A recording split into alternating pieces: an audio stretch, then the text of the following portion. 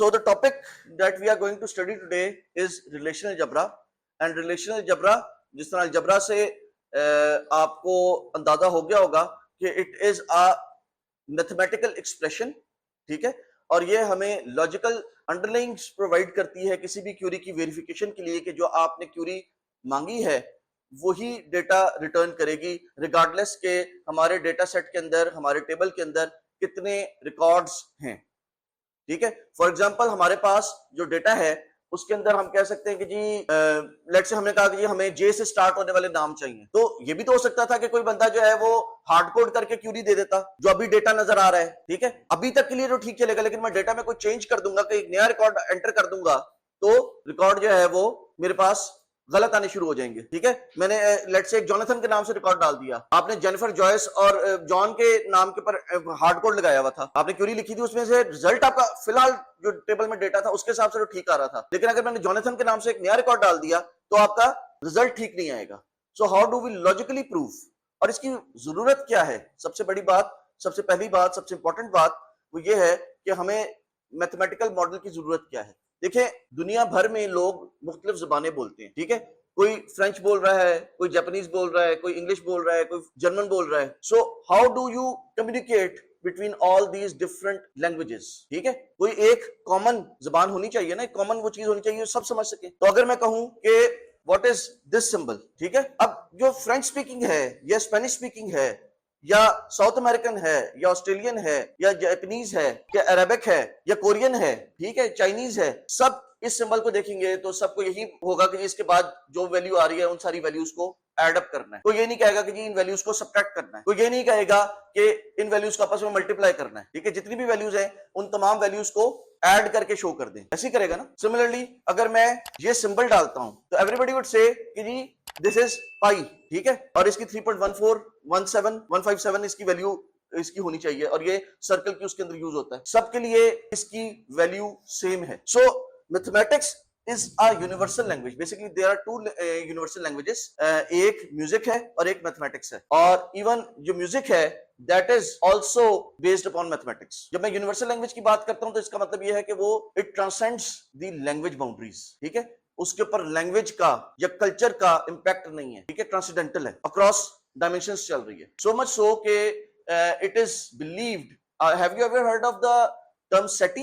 SETI, SETI, search for extraterrestrial intelligence, aliens से को ढूंढने का। दिस इज अ प्रोजेक्ट, और ये क्या कर रहा है, इन्होंने बड़े बड़े इनके पास रेडियो एंटेनाज हैं और ये अक्रॉस द स्पेक्ट्रम सर्च कर रहे हैं। ठीक है, अक्रॉस द स्पेक्ट्रम सर्च कर रहे हैं फॉर एनी बैकग्राउंड, जो बैकग्राउंड नॉइज है अक्रॉस द यूनिवर्स। आपकी पूरी दुनिया में मुख्तलिफ जगह पे सैटेलाइट एंटेनास लगे हुए हैं और उनसे वो रेडियो फ्रीक्वेंसीज को स्कैन कर रहे हैं और देख रहे हैं कि क्या कोई मीनिंगफुल या लॉजिकल मैसेज तो नहीं रिसीव हो रहा, और मीनिंगफुल या लॉजिकल मैसेज रिसीव हो गया तो किस तरह पता चलेगा कि वो मीनिंगफुल या लॉजिकल है? ठीक है, इट इज बिलीव्ड कि अगर एलियंस जो हैं वो ह्यूमंस के साथ कांटेक्ट करने की कोशिश करेंगे, ठीक है, उनके साथ कम्युनिकेट करने की कोशिश करेंगे, तो they would be using mathematics. There was a film in 1997 called Contact. ठीक है, उस फिल्म के अंदर द एलियंस, ये सेटिंग उसके ऊपर ही वो था, और उसके अंदर एलियंस ने कांटेक्ट किया and they showed that they are intelligent by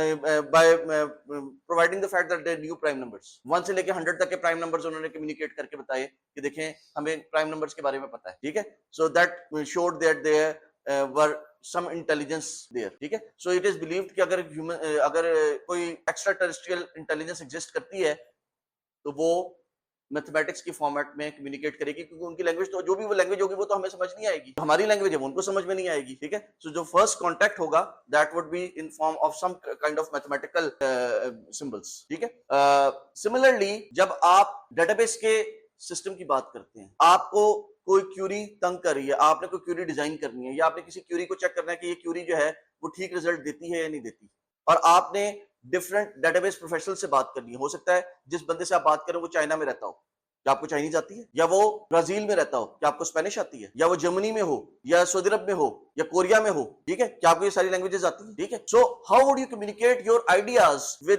that person? So you need a common interface.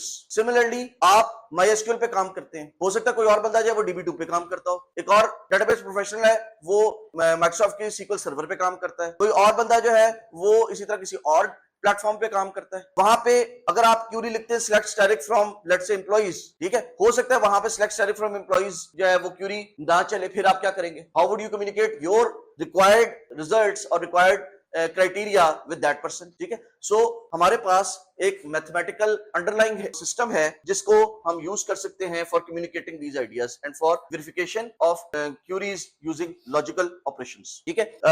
इसका नाम है relational algebra. Relational means relation से, ठीक है, and algebra means there are some operations. जिस तरह अलजेब्रा आपने जब मैथमेटिक्स में पढ़ा तो आपके पास कुछ ऑपरेशंस थे, आपके पास कुछ वेरिएबल्स थे और उन वेरिएबल्स के ऊपर कुछ ऑपरेशंस थे, एक्स वाई, ठीक है, आपके पास वेरिएबल्स थे और आपके पास कुछ ऑपरेशन से, लेट्स से एडिशन का ऑपरेशन, तो आप कहते थे x प्लस वाई या 2x प्लस 3y, ठीक है। आप वेरिएबल्स और वेरिएबल्स के साथ ऑपरेशंस इन्वॉल्व थे। सिमिलरली यहां पे भी हमारे पास कुछ ऑपरेशंस हैं, लेकिन वो ऑपरेशंस कौन से वेरिएबल्स के ऊपर अप्लाई होंगे?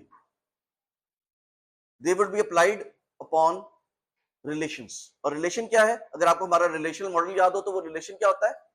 जो हमारा टेबल है, ठीक है। तो हमारे जो ऑपरेशंस हैं वो रिलेशंस के ऊपर अप्लाई हो रहे होंगे।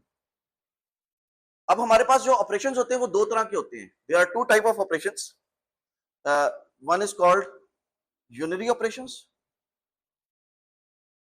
and other is called binary operations. Negation and other is called binary operations.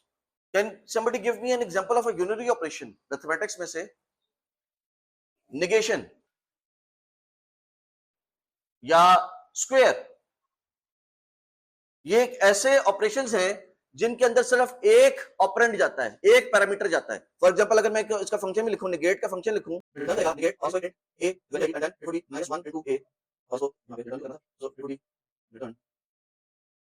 तो मैं कहता हूं जी इंट स्क्वायर इंट x और मैं कहता हूं जी रिटर्न x इंटू x, ठीक है। और फिर हमारे पास कुछ ऑपरेशंस होते हैं जिस तरह बाइनरी ऑपरेशंस हैं। हम कहते हैं जी ऐड को दो पैरामीटर्स पास करने पड़ेंगे। अगर हमने दो वैल्यूज को दो वेरिएबल्स को ऐड करना है तो हम कहेंगे int add x and y और मैं यहां पे कहूंगा जी रिटर्न x प्लस y। इसको दो पैरामीटर्स पास हो रहे हैं। क्या कोई और टाइप के ऑपरेशंस भी होते हैं? लेट्स से मैं कहता हूं जी a plus b plus c, क्या ये टर्नरी ऑपरेशन होगा? इसमें दो चीजें ऐड हो रही होंगी। मैं बेसिकली कह रहा हूं जी ऐड, और एक फंक्शन ऐड का बनाओ जिसमें a भी जा रहा हो, b भी जा रहा हो और c भी जा रहा हो। But this a plus b plus c can be written as first add a and b and c, ठीक है।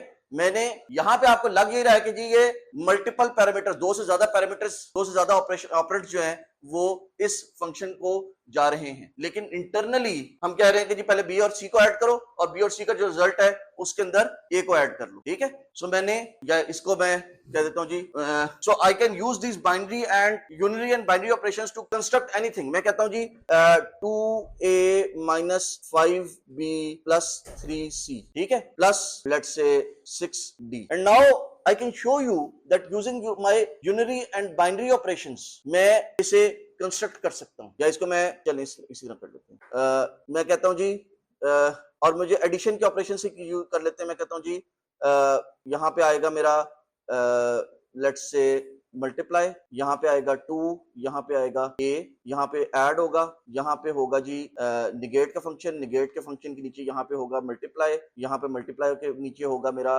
5, यहाँ पे होगा मेरा b, उसके बाद यहाँ पे होगा मेरा पास एक और प्लस, उस प्लस के नीचे यहाँ पे एक और प्लस, उस प्लस के नीचे यहाँ पे मल्टीप्लाई, मल्टीप्लाई के नीचे यहाँ पे 3, यहाँ पे c, यहाँ पे फिर अगेन एक मल्टीप्लाई, उस मल्टीप्लाई के नीचे यहाँ पे 6 और यहाँ पे d। सो मैं इन ऑपरेशंस की मदद से, यूनिरी और बाइनरी ऑपरेशंस की मदद से, जो मेरे मल्टीप्लाई का, एडिशन का, सब्ट्रैक्शन का, डिवीजन के जो मेरे पास बाइनरी ऑपरेशंस हैं, उन बाइनरी ऑपरेशंस और यूनिरी ऑपरेशन, नेगेट का, स्क्वायर का, इस तरह के जो मेरे पास यूनिरी ऑपरेशंस हैं, उन यूनिरी ऑपरेशंस की मदद से मैं कंस्ट्रक्ट कर सकता हूं अपना कोई भी कॉम्प्लेक्स एक्सप्रेशन कैलकुलेट कर सकता हूं, कंस्ट्रक्ट कर सकता हूं, ठीक है। बात फॉलो कर रहे हैं? क्या मेरे पास कभी कोई ऐसा ये स्ट्रक्चर बनेगा जिसमें 3 या 3 से ज्यादा ब्रांचेस होंगी? 2 से ज्यादा ब्रांचेस वाला, एक ब्रांच वाला होगा या 2 ब्रांचेस वाला होगा? कोई ऐसा होगा जिसमें 2 से ज्यादा मेरे पास ऑफशूट्स निकल रही हो, ठीक है। मेरे पास 1 ऑफशूट एंड 2 ऑफशूट से मैं सारा कुछ कंप्यूट कर सकता हूं, ठीक है। सो सिमिलरली हमारे पास जब हम रिलेशनल मॉडल की, रिलेशनल अलजेब्रा की बात करेंगे तो वहां पे भी हमारे पास दो तरह के ऑपरेशंस होंगे, वहां पे हमारे पास यूनिनरी ऑपरेशंस होंगे और बाइनरी ऑपरेशंस होंगे।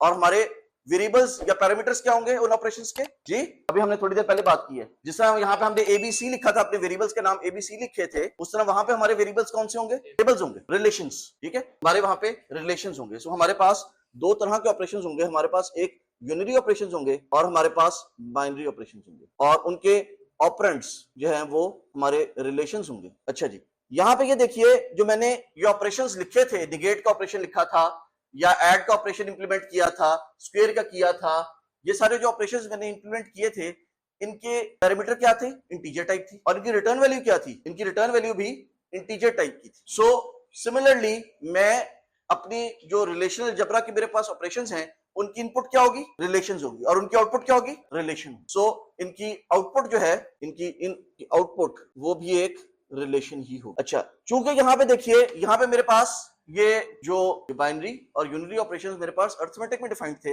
मैं उनको चेंज कर रहा हूं। यहाँ पे देखिए, मैं नेगेट भी यूज कर रहा हूँ, मल्टीप्लाई भी यूज कर रहा हूँ, और उसका रिजल्ट मैं किसी और ऑपरेशन के अंदर यूज कर रहा हूँ। मैं नेगेट कर, जरा सिटी को छोड़ दें यार, ये मैं नेगेट यूज कर रहा हूँ, मल्टीप्लाई यूज कर रहा हूँ, मल्टीप्लाई का जो इन दोनों वैल्यूज का मल्टीप्लाई का रिजल्ट आ रहा है, उसको उठा के मैं जो है निगेट कर रहा हूँ, उसको यानी उसी को मैं निगेट के अंदर दे रहा हूँ ना, और उसी निगेट को मैं एडिशन के अंदर एज अ पैरामीटर बना रहा हूँ। I want to add square, let's say x, let's say square of z। जो मेरे पास स्क्वायर के और निगेट के और ऐड के फंक्शंस हैं, उनको मैं चेंज कर रहा हूं। मैं एक फंक्शन की आउटपुट को दूसरे फंक्शन की इनपुट, अलजेब्रा हमें ये भी फैसिलिटी प्रोवाइड करता है, और ये हम क्यों कर सकते हैं? This add is expecting two integers, और ये जो दोनों स्क्वायर के फंक्शंस हैं, but this integer, this square is expecting a, negate is expecting a integer value. तो निगेट का फंक्शन एक इंटीजर लेता है और उसका रिजल्ट भी एक इंटीजर होता है, उसका जो मर्जी करे आखिर में रिजल्ट एक इंटीजर होगा। उस इंटीजर वैल्यू को हम स्क्वायर को पास करते हैं, स्क्वायर भी उसका रिजल्ट एक्सपेक्ट कर रहा है कि इंटीजर आएगा, उसको इंटीजर मिल जाता है। उसके बाद वो एक्सपेक्ट करता है कि जी वो आउटपुट करेगा एक इंटीजर वैल्यू, और वो integer value would become a parameter to this add function. एक और चीज जो हमने की, हमने कहा कि हमारा फंक्शन है ऐड, या हमारा फंक्शन है निगेट, या हमारा फंक्शन है मल्टीप्लाई, या हमारा फंक्शन है डिवाइड, समेशन। जिस तरह हमने डेल्टा उसकी समेशन, लफ्ज ADD यूज नहीं किया, क्योंकि ADD सिर्फ इंग्लिश स्पीकिंग को समझ आएगा। उर्दू में शायद जमा का लफ्ज इस्तेमाल हो रहा होगा, फारसी में कोई और लफ्ज इस्तेमाल हो रहा होगा, रशियन में कोई और लफ्ज इस्तेमाल हो रहा होगा। तो we have come up with some universal symbols. हमने कहा जी ऐड के लिए हम यूनिवर्सल सिंबल प्लस का यूज करेंगे, और इसके जो दो पैरामीटर्स हैं, वो एक पैरामीटर यहां पे आएगा और एक पैरामीटर यहां पे आएगा। हमने कुछ सिंबल्स यूज किए। तो तीसरी चीज जो हमने देखी है वो ये है कि हम अपना जो फंक्शन है, जो हमारा ऑपरेशन है, उस ऑपरेशन को रिप्रेजेंट करने के लिए हम ये कुछ सिंबल्स यूज कर सकते हैं, और जहां पे वो सिंबल आएगा वहां पे हम वो ऑपरेशन परफॉर्म कर देंगे।